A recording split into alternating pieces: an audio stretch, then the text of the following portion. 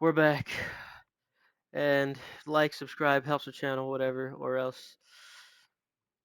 Or else. Or else. I'm not gonna say what's gonna happen.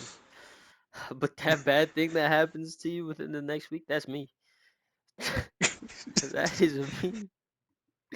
When you just face plant outside your house, all him.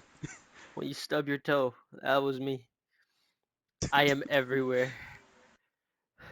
And I know. Alright,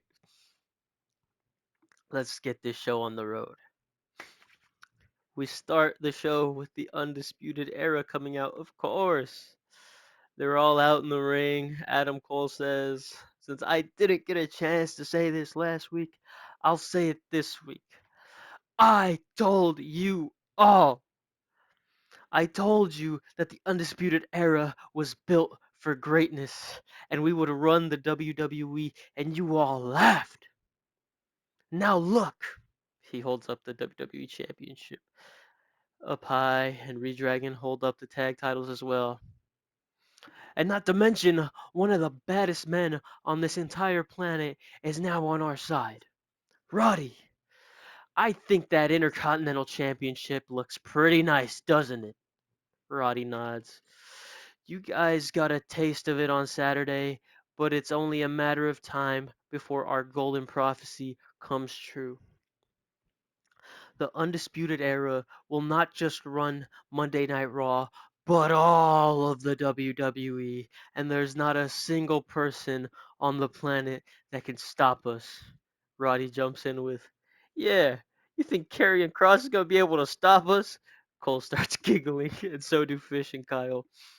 "No one can stop us because I'm the best in the world," Cole says. "Of course you are," Fish replies. "This championship proves it," Cole says smugly. That's when Gunther's music hits. "That's quite enough of this. I think we're all tired of this, of you all kissing each other's ass, as entertaining as it might be. No, I am here to tell you to enjoy this moment while you can, because next week I will bring that title back to where it belongs, around my waist, and not around the likes of you, bunch of rabid animals that can't win without using some kind of underhanded tactics." "Underhanded tactics?" Kyle says. "By underhanded tactics, do you mean winning?" "You are a funny little man, I'll give you that. But how many people have you pissed off in the last month alone? I may not have any backup for the match, but that's fine, because you guys gave me backup on your own without even realizing it." Gunther drops the mic. We cut back to the Undisputed Era, and right behind them is Shinsuke Nakamura again. Nakamura turns around Cole, hits him with a Kinshasa. Fish attacks. Kinshasa again. He's about to get Kyle with one when Roddy pushes him out the way.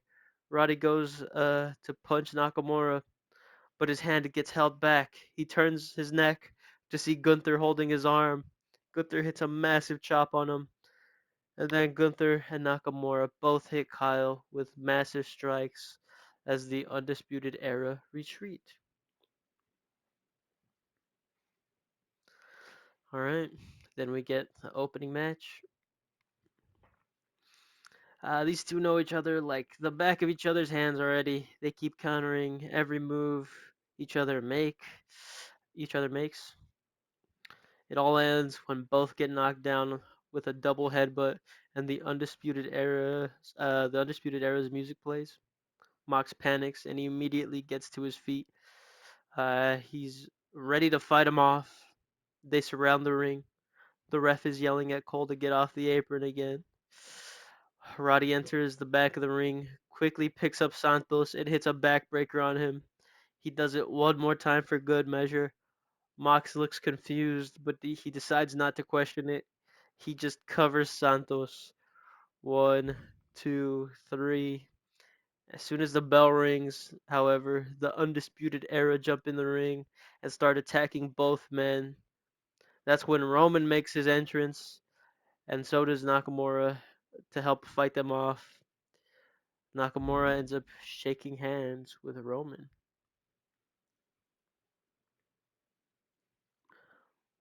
Bianca is then seen backstage walking around the arena when she gets a massive smile on her face. We then see Jada Parker sitting in the chair, clearly visibly upset. Oh, look who it is. It's the one who's gonna show me how it's the one who was gonna show me how it was done last week. How did that end up going for you? Shut up, Bianca. I don't want to hear it. I had I had it in the bag and everyone knows it. That stupid devil's kiss needs to be banned. Right. It's the move's fault. And not yours directly walking into an SVP. Looks to me like someone just isn't ready for the big leagues yet. That's okay. There's nothing to be ashamed about. Monday Night Raw makes a lot of talent shrink under the spotlight. Bianca walks away. Jada starts murmuring under her breath. I'll show you about shrinking under the spotlight.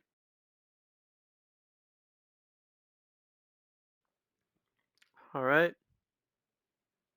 We then get Queen of the Ring. Continuing round one. Jordan Grace picks up the victory over Nia Jax.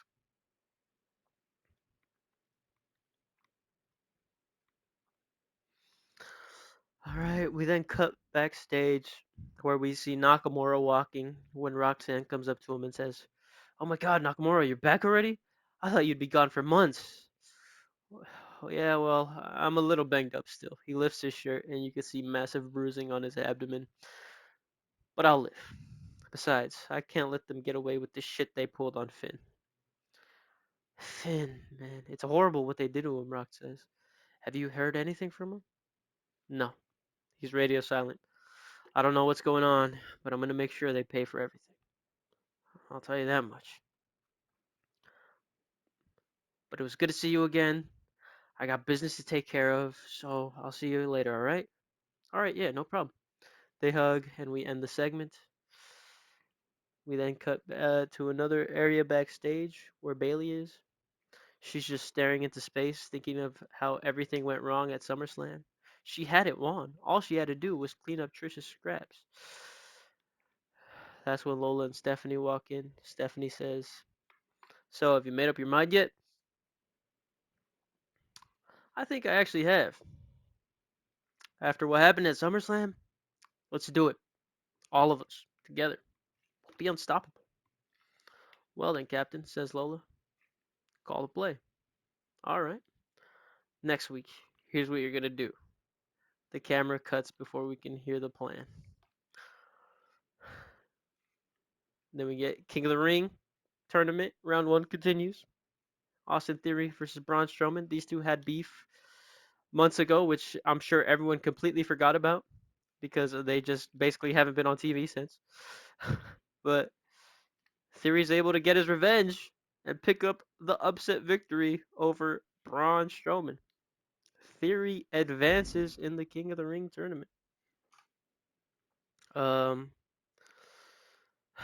Santos then enters my office angry and he says, Roddy wants a title shot? Fine, he could have one. But I want to get my hands on him next week. I'm going to show him who he's messing with. Alright. Then we get a Jey Uso pre-recorded promo. Unsanctioned. A word that terrifies the bravest of men in this industry. And for good reason. For all I know, I could die in that ring.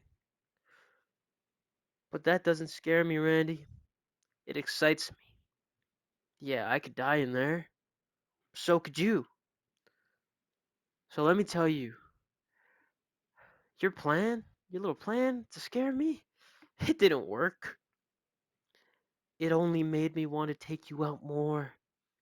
Because we both know we're bound to do this until the day we die. I'll see you at Bad Blood. Roman and Mox are backstage. Roman is stewing over the failure of last week when he finally yells, God damn it! That was it! That was our chance! They always have the numbers on us. Well, Mox says, at least now you know how the rest of the roster felt last year with the bloodline. How is this helping the situation right now, Mox? Why are you bringing up old stuff? It doesn't even matter anymore. At that moment, Heyman walks into the room. Hello, gentlemen. You, Roman says. What happened to being able to even out the numbers on us, huh? Why didn't you help when we needed you the most? Excuse me? I got my face super kicked into this week helping you, okay? I put my body on the line for you. And this is the thanks I get? Roman gets up and starts rushing Heyman, but Mox gets in the way and says, Whoa, calm down.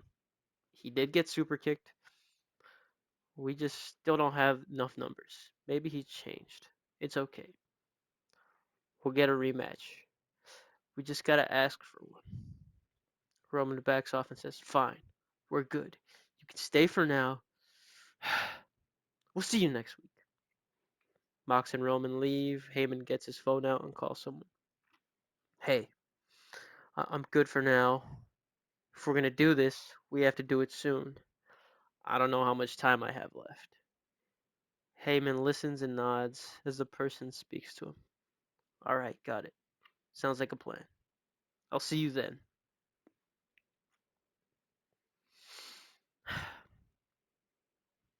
And then we get Queen of the Ring, round one. Continuing. Rhea Ripley versus Lash Legend.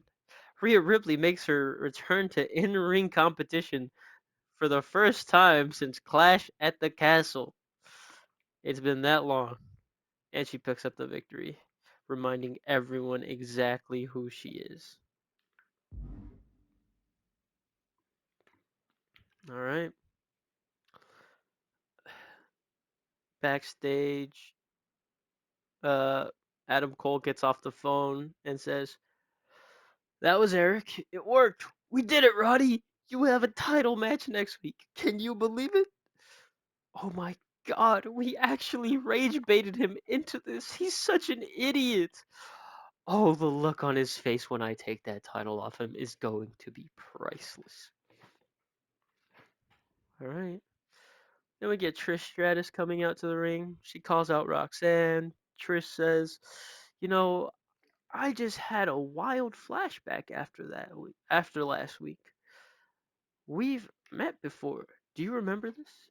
Do you remember asking Bailey to FaceTime me when she was in the performance center rehabbing her injury? Do you remember being such a sweet and wide-eyed girl that was fangirling over me? What happened to you? What happened to that spark? When did you become so disrespectful? What happened is that I grew up, Trish. I realized I wasn't going to go anywhere without making some tough calls. Some calls that I wouldn't have made 5 years ago, but the calls that got me to where I am. The calls that made me the best wrestler in the world. I have respect for you, Trish, but when your idols become your rivals, then you have to put all that to the side. You have to throw that away in order to get to the top. Just look at me last year with Charlotte.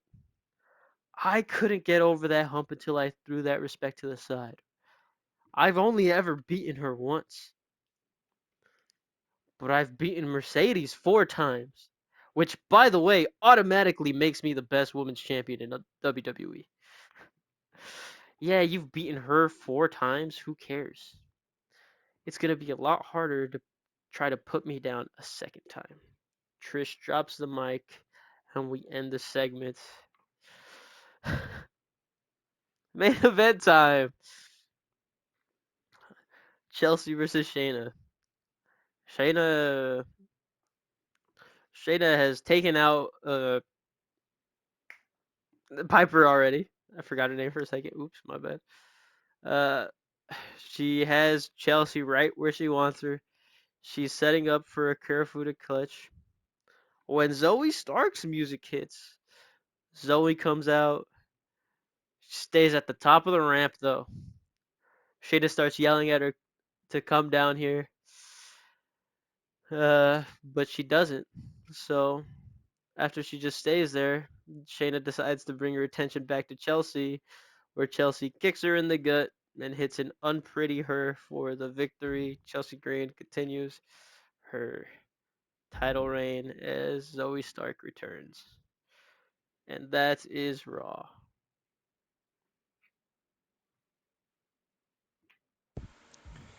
Alrighty. We're falling into the real life paradox, except with the Undisputed Era isn't opening and closing every show, but they're opening every show.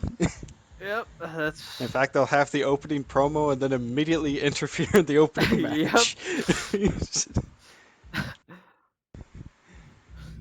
It's a bold move to like open the show in the ring, go backstage, then immediately come back out just to It's. fuck over I the mean, you people could in the tell it was ring. supposed to be the main event. Really, you It's could just, tell. it's funny to think of that. It's just like, we went backstage. He said, you know what? Fuck this guy. And went right back out through the curtain. Fuck both of them, actually.